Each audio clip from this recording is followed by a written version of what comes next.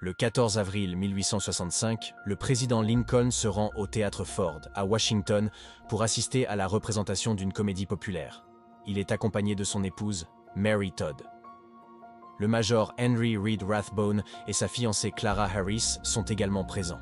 L'assassin au motif purement politique, John Wilkes Booth, un acteur connu et réputé pour sa beauté et ses prouesses physiques, arrive à cheval à 21 h et pénètre dans les lieux. À cette époque, le président américain ne fait pas l'objet d'une protection particulière. Un seul homme veille sur Lincoln, et en plus, il n'est pas à son poste. John Wilkes Booth a donc le champ libre. Pistolet à la main, il entre dans la loge présidentielle et vise le président et le touche en pleine tête. Le major Henry Reed Rathbone saute sur l'assassin, mais celui-ci se saisit d'un poignard et le blesse gravement. John Wilkes Booth saute ensuite par-dessus la rambarde et atterrit 3 mètres plus bas au milieu de la foule. Blessé dans sa chute, il parvient tout de même à prendre la fuite sur son cheval. Traqué pendant plusieurs jours, John Wilkes Booth est finalement retrouvé dans une ferme de Virginie et abattu le 26 avril 1865.